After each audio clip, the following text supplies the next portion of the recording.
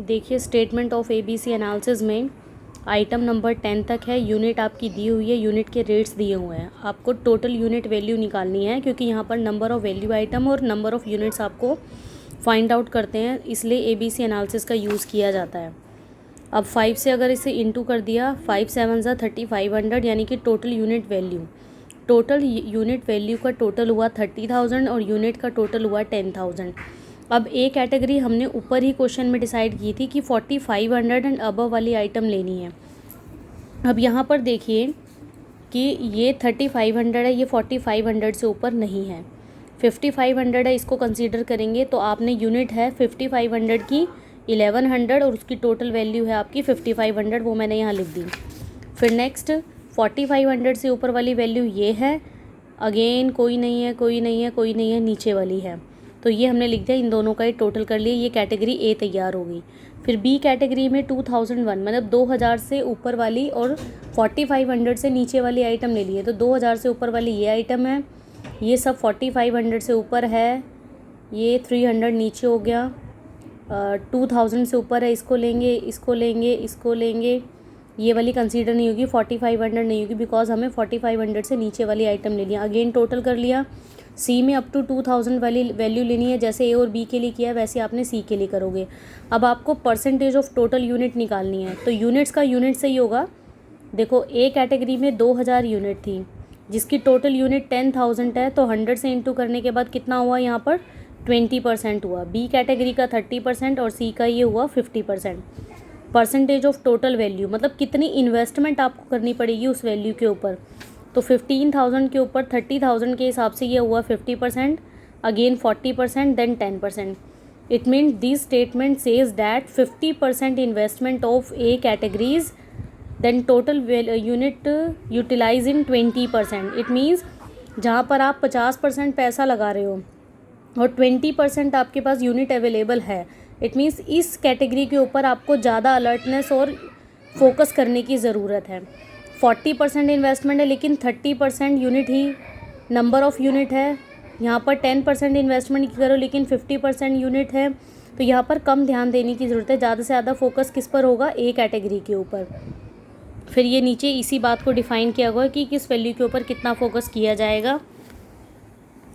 यहाँ पर देखो ये आपका टोटल कॉस्ट है और ये टोटल यूनिट है, तो आपका यहाँ पर कितनी निकली थी कि 20% टोटल यूनिट पर कितनी वैल्यू की इन्वेस्टमेंट हो रही है, 50%, और 30% पर 40 है और 50 पर 10% है।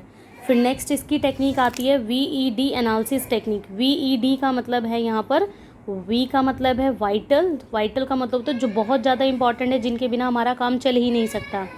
असेंशियल और डिज़ायरेबल। वाइटल मतलब इसमें आपके स्पेयर पार्ट्स को काउंट किया जाता है, ऐसे स्पेयर पार्ट जिनके बिना काम ही नहीं चलता, हमारी प्रोडक्शन प्रोसेस रुक जाएगी अगर ये हमारे गोडाउन में अवेलेबल नहीं होंगे तो। ठीक है, अपने बिज़नेस को, अपनी प्रोडक्शन को स्मूथली रन करने के लिए इसे रेगुलरली हमें रिव्यू करते रहना है, ये हमारे लिए वाइटल है। ये पीरियोडिकल रिव्यू है जो असेंशियल है। ये ऐसे स्पेयर पार्ट्स है जिनकी एफिशिएंसी से हमारे प्रोडक्शन में थोड़ा बहुत काम तो चल जाएगा, लेकिन फिर भी इसे गोडाउन में रखना ज़रूरी है।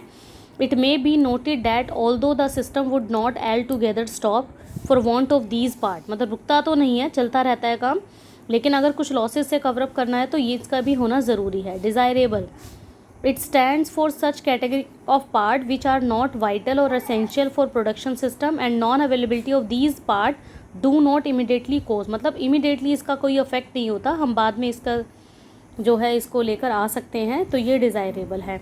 फिर HML एनालिसिस है। HML, H का मतलब है हाई, M का मतलब है मीडियम और ये है लो। देखो हाई, मीडियम, लो ये बिल्कुल एज इट इज़ है ABC एनालिसिस की तरह। अब A में क्या आ रही थी हमारी, हाई यूसेज की आइटम, B में मीडियम था और C में लोएस्ट था, तो ये बिल्कुल यूसेज के ऊपर डिपेंड करती है। बट यहाँ पर ये थोड़ा सा डिफरेंस ABC से कैसे अलग है, इसमें cost per unit find out की जाती है। Cost per unit find out करने के लिए HML एनालिसिस टेक्निक का यूज़ किया जाता है, और वहाँ पर कॉस्ट पर यूनिट नहीं थी, वहाँ पर हम number of total values, number of unit और वैल्यूज़ के बारे में हम बता रहे थे। FSN analysis technique.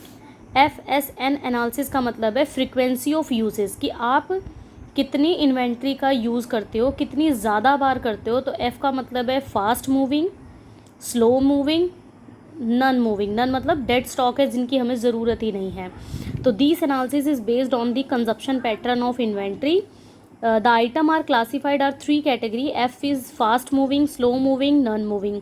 This speed classification help in the arrangement of stock. Fast moving का मतलब है जल्दी मार्केट में निकल जाएगी, इसका मतलब है आपको स्टोर के अंदर इसकी अरेंजमेंट रखनी है। स्लो मूविंग का मतलब है कि इनकी रिक्वायरमेंट जो है धीरे धीरे होगी, उसी हिसाब से आप अपने स्टोर में इसको लेकर आओगे। नन मूविंग का मतलब है बिल्कुल डेड स्टॉक है, इसकी कोई ज़रूरत ही नहीं है, हमें कभी ज़रूरत पड़ी भी तो लेकर आएंगे, अदरवाइज़ नहीं।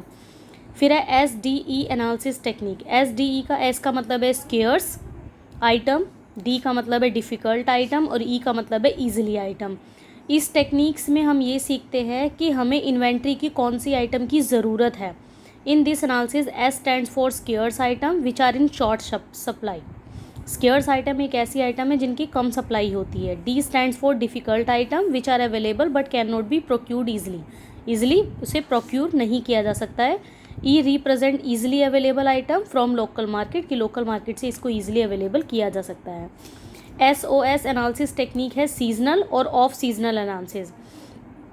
These technique is used when proper strategy of material is purchased is to be determined. In this analysis in divided in 2 categories, seasonal item and off seasonal item। तो आपने ध्यान रखना है कि अगर सीजनल आइटम है it means आपका seasons के वाइज उसका यूज़ होगा, तो आप उसे स्टोर के अंदर मेंटेन करके रखोगे।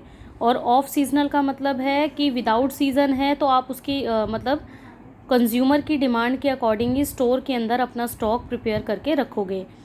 तो ये सब थी टेक्निक्स। पहले ABC टेक्निक्स थी, फिर VED, HML, FSN, SDE और SOS एनालिसिस। Thank you.